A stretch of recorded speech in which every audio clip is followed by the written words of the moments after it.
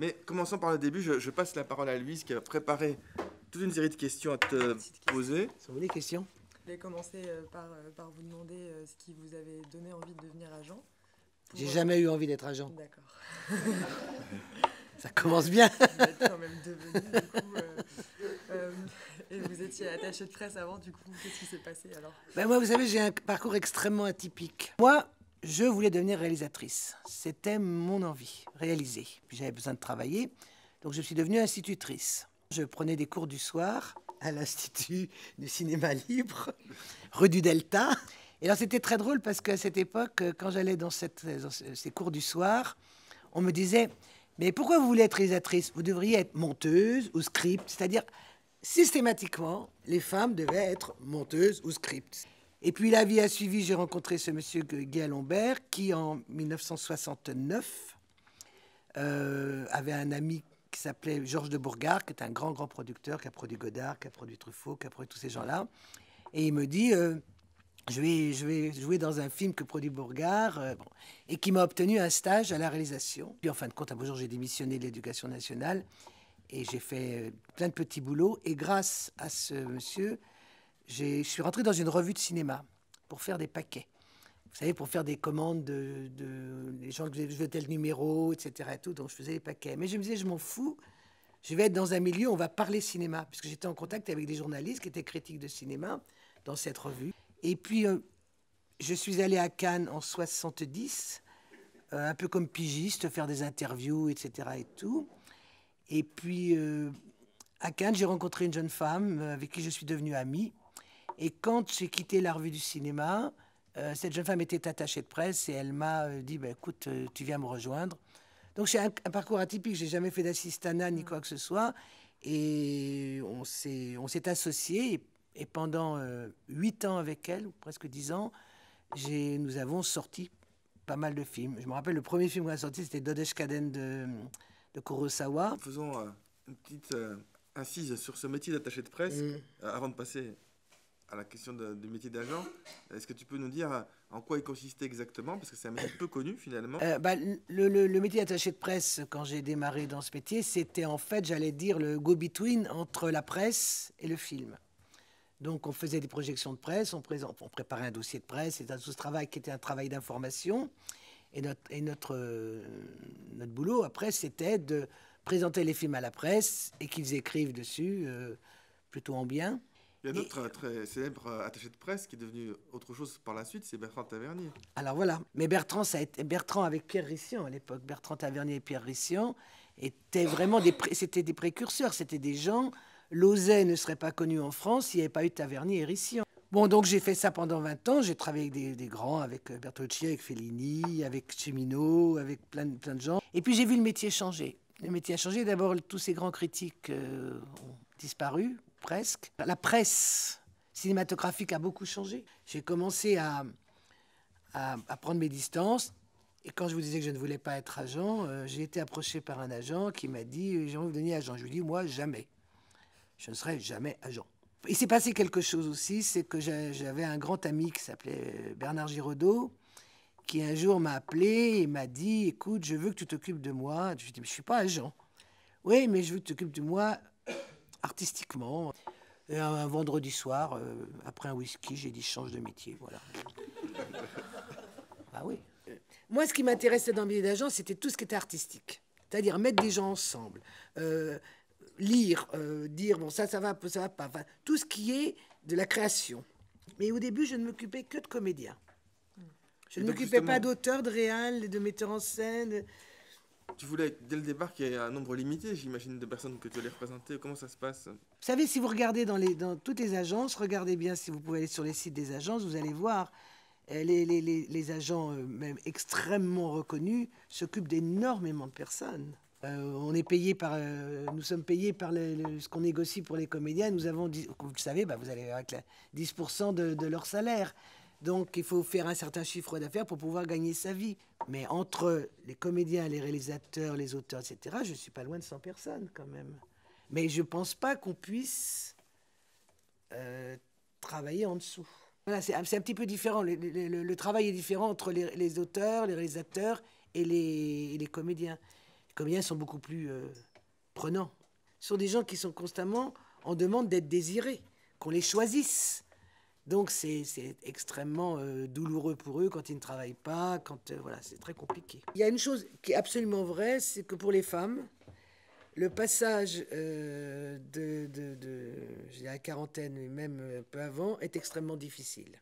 J'avais fait une interview pour le Nouvel Obs, et je disais qu'il y avait une chose qui était terrible dans notre cinéma, c'est que dès qu'une femme semblait ou était ménopausée, elle n'était plus bonne à rien.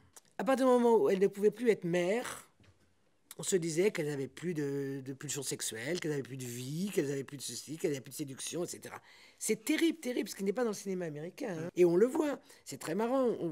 Moi, je vois des films français où les femmes sont censées avoir 40 ans.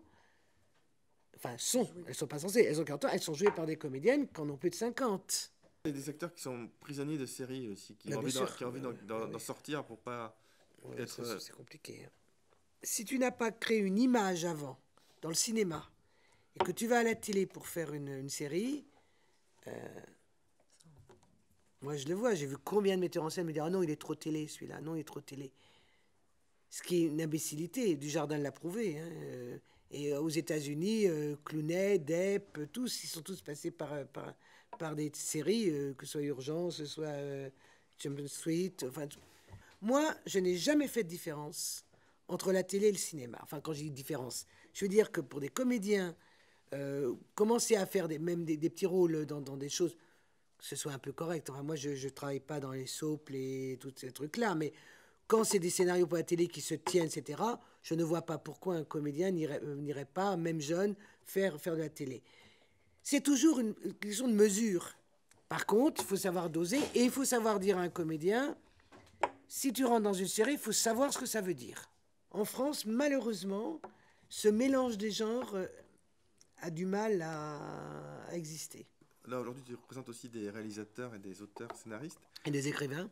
Et des écrivains. Donc, qu'est-ce qui a fait que tu as ouvert ce champ? J'en sais rien. C'est un peu le hasard, j'allais dire. C'est fait un peu comme ça. Puis bon, puis quelques copains qui m'ont dit bah, « Daniel, occupe-toi de moi sur mes contrats, voilà. » Ils ne sont pas tous réalisateurs. Hein. J'ai des scénaristes qui ne sont que scénaristes. Hein. Je veux dire, on parle des idées qu'ils ont. Bon, après, moi, c'est mon boulot, c'est d'essayer que des producteurs s'intéressent à leurs projets.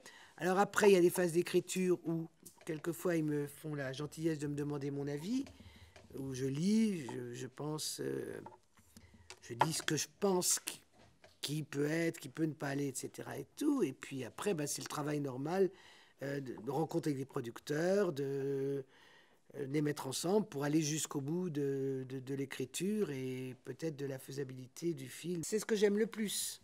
Moi, c'est vraiment quand tout d'un coup, un scénario que j'aime ou une idée que j'aime trouve écho chez quelqu'un à qui j'en ai parlé, ça me plaît. Là.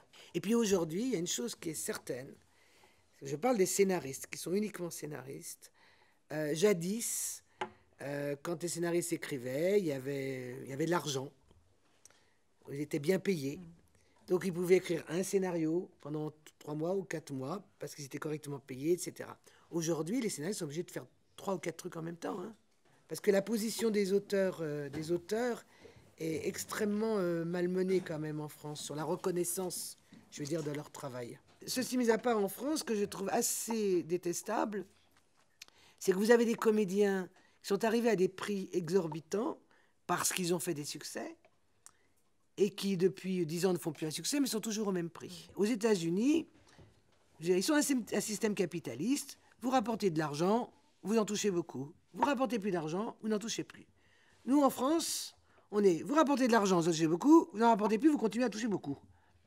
L'autre question qu'on n'a pas abordée jusqu'ici, c'est le rapport entre agent et casting, directeur. Moi, ce que je regrette aujourd'hui avec les castings, c'est pas de leur faute. C'est ça. C'est qu'avant, on prenait le téléphone, on les appelait, on envoyait du papier. Aujourd'hui, avec les mails, etc. et tout, les courriels d'ailleurs, je devrais dire, pour parler bien français, on n'a plus vraiment de relation avec les castings. Des fois, je vois des agents qui disent « Ah oui, non, mais attends, là, ils disent, elle a 29 ans. Ah oui, mais ma comédienne, elle en a 31 ou elle en a 27. » Je dis « Arrêtez vos conneries. » Je veux dire, c'est pour ça qu'il faut qu'on lise les scénarios. Parce qu'en lisant les scénarios, la définition du personnage, elle ne peut pas être seulement extérieure. Quand on lit, on sent...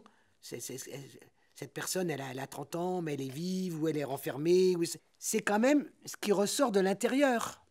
Et donc, comment ça se passe avec tes collègues alors? Est-ce qu'il y a des échanges entre vous? Moi, j'ai toujours souhaité qu'il y ait vraiment une relation, enfin une circulation d'informations extrêmement forte.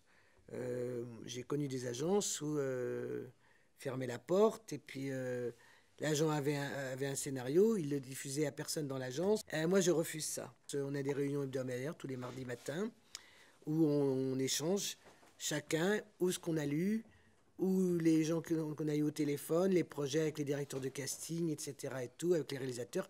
Voilà, on fait un melting pot de tout ça. On est tous très différents. Bon, moi, je suis dans cette agence, je suis la doyenne. Et donc, c'est vrai que moi, depuis 24 ans, j'ai un noyau dur de gens avec qui je travaille depuis 20 ans. Mais par exemple, je vois des jeunes agents qui sont arrivés dans l'agence. Nadia, par exemple, elle est beaucoup plus sur des jeunes qui font du one-man show, qui font du web. Et puis moi, on va dire, j'ai mon bâton de maréchal quand même. Ça fait 45 ans que je suis dans ce métier. Moi, aujourd'hui, ce que je prépare, c'est la transmission. Enfin, je veux dire, ce que j'ai envie, c'est que... Bon, je vais peut-être encore travailler 5-6 ans quand même. Je vais vous dire une petite anecdote qui va vous faire rire, parce que vous m'avez passé 10%, je vais vous le dire. Le personnage que joue Liliane Revers, avec le petit chien, Cédric Lapie, je voulais que ce soit moi qui le fasse. J'ai refusé. Parce que ce rôle est un petit peu inspiré de Josette Arrigoni à un média, qui maintenant n'exerce plus, et de moi un petit peu. Mais c'était 40 jours de tournage, je ne me voyais pas aller tourner 40 jours et dire au comédien, il n'y a pas de boulot pour vous. Donc je ne l'ai pas fait. En tout cas, je voulais te remercier, Daniel. Merci d'être venu Je t'en prie. jusqu'à nous.